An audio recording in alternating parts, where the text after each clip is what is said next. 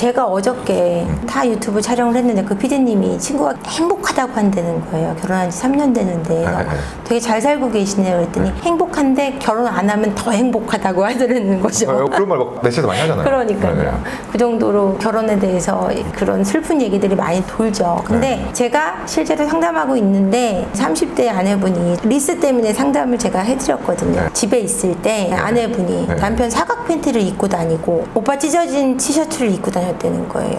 어떤 남편이 내 팬티 입고 왔다 갔다 하는 아내한테 성욕이 생기겠습니까? 전혀 안 하는 사이가 됐었거든요. 그래서 제가 그런 거 입으면 안 되고 항상 타이트하게 입고 반 레이스 팬티 같은 걸 입고 있고 달라야 된다. 오빠 티셔츠까지는 용서할 수 있다. 근데 아내 입는 옷은 달라야 된다라고 컨설팅하고 이제 그러고 두 분이 달라졌죠. 그런 부분도 무시할 수는 없어요. 해결책으로서는 정서적인 것과 그리고 시각적인 부분을 풀어가죠.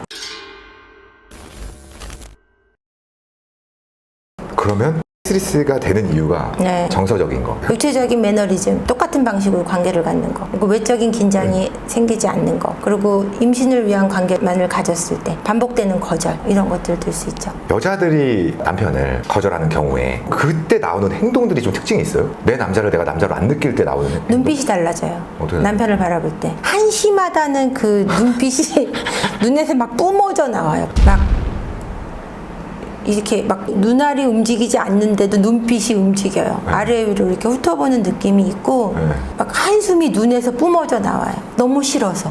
그래서 가까이 오는 것도 싫어요. 그냥 멀리서 봐도 냄새가 나는 느낌이 드는 거예요. 싸우지 않았는데도? 싸우지 않아도.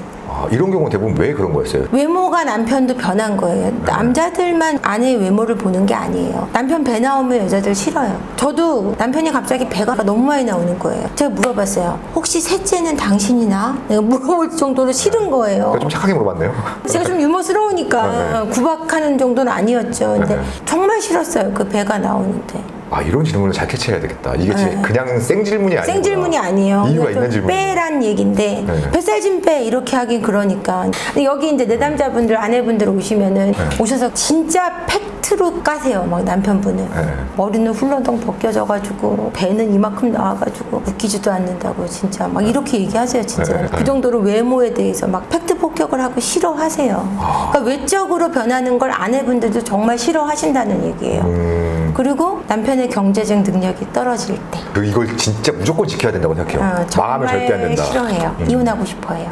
갑자기 실직을 했다든가 뭘 실수를 해서 일을 안 해요. 남편 입장은 이런 거예요. 내가 한 10년 일했는데 1년 좀 쉬면 안 돼? 이런 마음으로 쉬잖아요. 근데 아내들은 한 달 쉬었으면 이제 일 구하러 가야지. 6개월째 쉬고 미워지는 거예요. 솔직히 아내분들 마음도 이해가 가고 남편분의 마음도 이해가 가죠.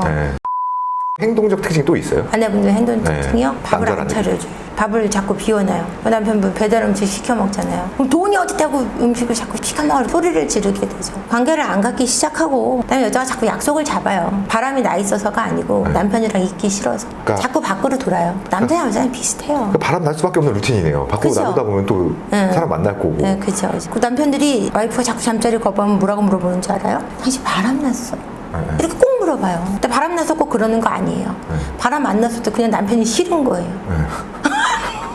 어렵다. 남자들은 남자는 배 나와도 돼 이렇게 생각한단 말이에요. 살도 찔 수 있지. 배 이렇게 나가고 배가 이렇게 덩 떨어져요.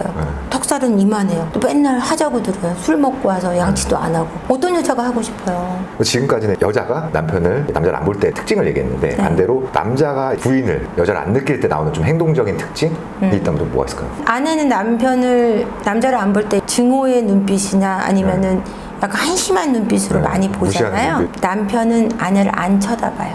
안 봐요.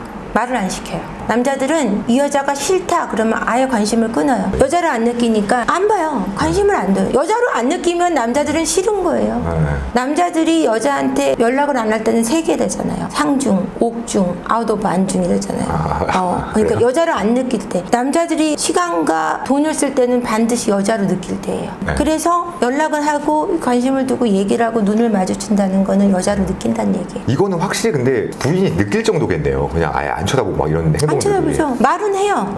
갖고 와. 애들은 어땠어? 눈 잠깐 마주쳐도 왜? 말 시키면 대답은 하죠. 먼저 말 시키지 않아요. 그럼 또 다른 것도 있어요? 화를 좀 자주 내죠. 관계를 안 갖는 건 기본이고 아내가 2번 말 시키면 화내는 사람이 있어요. 그거는 귀하게 여기지 않기 때문에. 왜냐하면 제가 상담을 해봤는데 아내분이 상처 입는 게 뭐냐면 블랙박스나 이런 걸 뒤졌는데 자기하고 애들한테는 막 화를 내고 나가서는 외도녀를 만나서는 그렇게 다정하게 말을 할 수 없더라는 거죠. 이런 것 때문에 쇼크를 받으셔가지고 상담을 많이 오세요.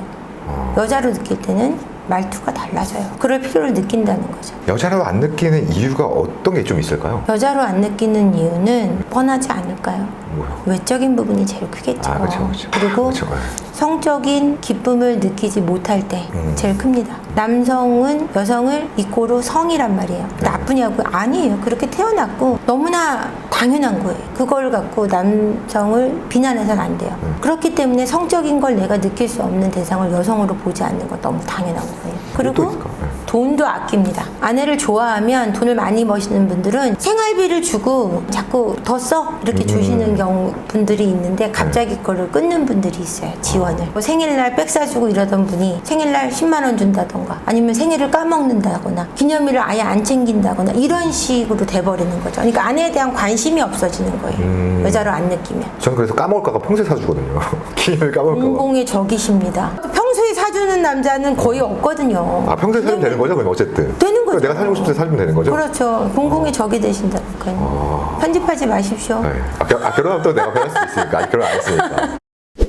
그럼 그게 남자든 여자든 시각적인 게 꼭 들어가잖아요. 내가 이쁜 모습이 되면 내 배우자가 더 아껴주겠지라는 건 본인들도 알잖아요. 하지만 이제 대부분의 부부 상담하는 그런 뭐 매체나 영상들을 보면 먹고 사기 힘든데 뭐 그럴 시간이 어딨냐, 또 육아하기 힘든데 뭐 그렇게 할 시간이 어딨냐라고 얘기하는데 환경적인 요인을 보통 들잖아요. 그런 얘기를 딱 들으면 어떤 생각이 드세요? 저는 그 외적이라는 것이 연예인처럼 예쁘라 이런 의미는 아닌 것 같아요. 제가 얘기하는 것도 지금 화면 보시겠지만 제가 무슨 그런 얘기할 주제도 못 되고 그런 게 아니라 부부라는 것은 정서적인 예쁨이 반드시 있습니다. 긍정성을 갖고 바라보는 것, 내가 배우자에게 긍정성을 주는 것이 예쁘게 보이는 거예요. 깔끔하고 조금이라도 내가 가꾸고 있다는 느낌을 주는 것만으로 예뻐 보일 수 있다는 얘기예요.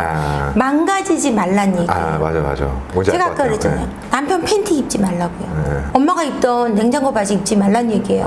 냉장고 그럼 바지가 뭐예요? 냉장고 바지 못 입어요. 이렇게 몸빼 바지처럼 해서 흐느흐느한 거. 이럴 때 입기 편한 거. 네. 아, 이럴 때 잠깐 입는 거야? 그거 잠깐 보는 사이에 정 떨어지는 거예요.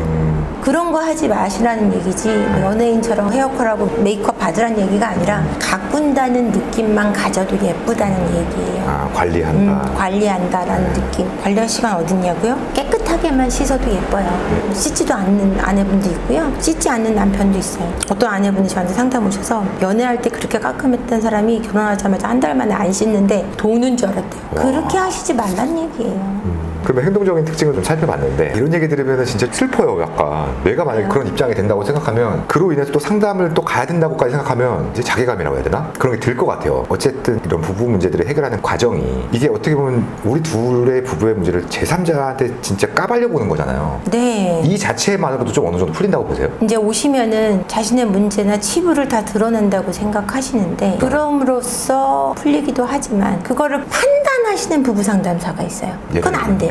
잘했어요, 못했어요, 여기는 잘못했어요, 이쪽은 잘했어요, 아내가 옳아요, 남편이 옳아요. 그렇게 하신 분들이 있어요. 근데 그렇게 하시면 안 되고 두 분 다 긍정하고 그 긍정을 할 수 있는 힘을 드리는 거예요. 그게 맞거든요.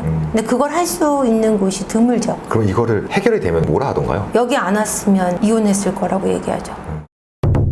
저도 상담을 하면서 아이가 없는 경우는 헤어져도 된다고 얘기 드리는 경우가 많은데 아이가 없는데도 제가 화합을 시키는 이유는 그럼에도 불구하고 두 분이 서로 사랑하는 바탕이 있으시다는 거예요. 그동안에 쌓인 정이 있고 힘겨운 얘기를 할 뿐이지 그 안에 좋은 게 더 많이 깔려 있다는 거죠. 아, 이걸 양쪽에서 다 잊어버린 거구나. 그쵸.